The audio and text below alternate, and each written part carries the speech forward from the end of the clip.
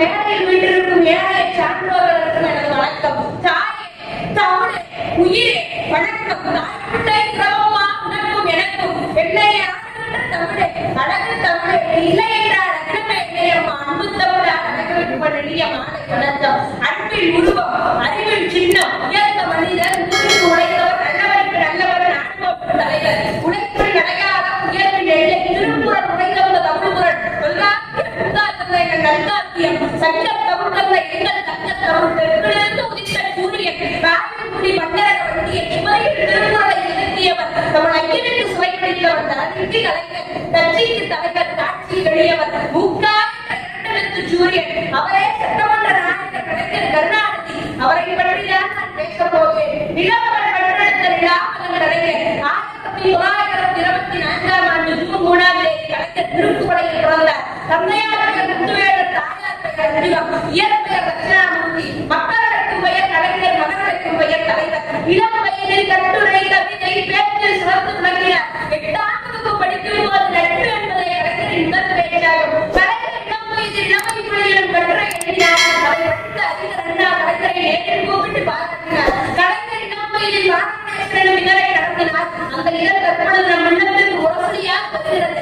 கலைஞருக்கு பிடித்த விளையாட்டு ஹாக்கி, கிரிக்கெட். கலைஞரை கைமுறை காரணமாக பள்ளியில் சேர்க்க மறுத்து விட்டார்கள். உடனே என்னை இந்த பள்ளியில் சேர்க்கவில்லை என்றால் பக்கத்தில் இருந்த குளத்தில் விழுந்து இறப்பேன் என்று கூறினார் கலைஞர். அதற்கு மறுத்த பள்ளி தலைமையாசிரியர் கலைஞரை பள்ளியில் சேர்த்துக் கொண்டார். போராட்டம், போராட்டம், போராட்டம், தாயின் கருப்பிலிருந்து மண்ணில் இடம் போராட்டம், இளமையில் இந்தியனுக்கு போராட்டம், இறந்தவரது சமாதானம் சென்ற போராட்டம் என கலைஞரின் வாழ்வே போராட்டமாக விளங்குகிறது. கலைஞரின் போராட்டங்கள் அனைத்தும் மக்களுக்கு நன்மையை தான் தேடித்தருவது. நன்றியோடு இருந்தால் நாயோடு ஒப்புகிறார்கள், பொறுமையை கடைபிடித்தால் எத்தனையோடு ஒப்புகிறார்கள், தந்திரமாக செயல்பட்டால் அறிவோடு ஒப்புகிறார்கள், அழகாக பேசினால் துணியோடு ஒப்புகிறார்கள். ஏன் மனிதனோடு மட்டும் எந்த ரத்தத்தையும் ஒப்புவதில்லை.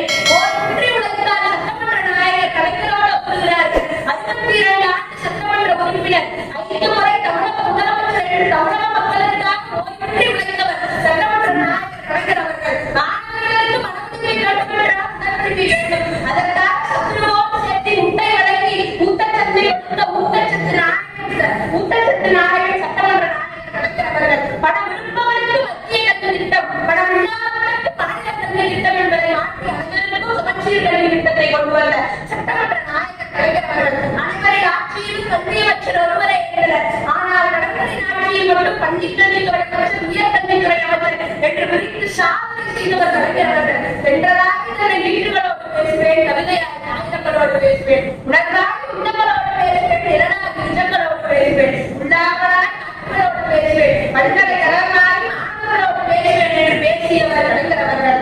தெற்கு ஆசியாவிலே சட்டமேதை அம்பேத்கரின் பெயர் மீறிய சட்ட பல்கலைக்கழகம், ஆசியாவிலே முதலில் கால்நடை அறிவியல் பல்கலைக்கழகம், சேலம் மாணவர்கள் கல்விக்காக சேலத்தில் பெரியார் பல்கலைக்கழகம், திருச்சியில் பாரதிதாசன் பல்கலைக்கழகம், திருநெல்வேலியில் மனோன்மணியம் சுந்தரனார் பல்கலைக்கழகம், கோயம்புத்தூரில் உலகத்தரம் வாய்ந்த அண்ணா பல்கலைக்கழகம், திருவாரூரில் உலகத்தரம் வாய்ந்த மத்திய பல்கலைக்கழகம். நான் பல்கலைக்கழகம் சென்று படிக்காவிட்டாலும் பரவாயில்லை, ஏழை மாணவர்கள் கல்விக்காக உரிய பல்கலைக்கழகங்களை கட்டிக் கொடுத்த நடமாடும் பல்கலைக்கழகம் சட்டமன்ற நாயகர் கலைஞர் அவர்கள். மாணவர்களே, கலவரத்தை உண்டாக்க கைவிட்டுகள் படைக்க, மாணவர்களே, நதியாக இருந்த கற்று அள்ள உலக உயிரினை தியாகம் தெரிவிக்க, மாணவர்களே, வளராக இருந்த பாட அந்த வாசம் வீசி தவழ, மாணவர்களே, கல்வியை கற்றுக்கொள்ளுங்கள், ஒரு நாட்டையே உருவாக்கு என்று கூறினார் சட்டமன்ற நாயகர் கலைஞர் அவர்கள். பட்டப்படிப்பு முடிக்கும் வரை இலவச பேருந்து பயணம் பெருங்கல் புரட்சி செய்த கல்வி கடவுள் கலைஞர் அவர்கள். பட்டப்படிப்பு முடிக்கும் வரை இலவச கல்வி பெருங்கல் புரட்சி செய்த கல்வி நாயகர் கலைஞர் அவர்கள். 10ஆம் வகுப்பு வரை தமிழ் பாடத்தை கட்டாயமாக்கிய எங்கள் தமிழ் கலைஞர். தொழில் பாடத்திற்கான முறையில் தேர்வை ரத்து செய்த ஏழை பங்காளர் கலைஞர் அவர்கள். இந்த ஜாதிக்கு, இந்த மதத்திற்கு, இந்த சமயத்திற்கு பிறந்தவர் என்று சொல்லாதீர்கள், இதை சாதித்து பிறந்தவர் என்று சொல்லுங்கள், இந்த உலக மக்களை மதிக்கும் என்று கூறினார் கலைஞர். கலைஞர் சட்டமன்றத்தில் கூறுகிறார், ஜாதி இருந்தவரம் வசிக்கும் சமத்துவ குலத்தை கட்ட வேண்டும் என்று கூறினார்.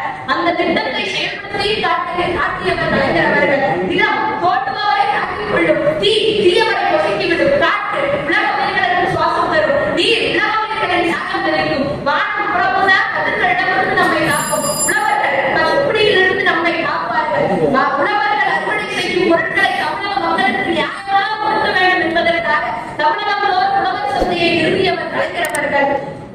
மாணவர்களே, தெற்கிலிருந்து உதித்த சூரியன் கலைஞரின் கோட்பாடுகளை கேட்டு நாம் வாழ்வில் முன்னேறுவோம். நன்றி, வணக்கம்.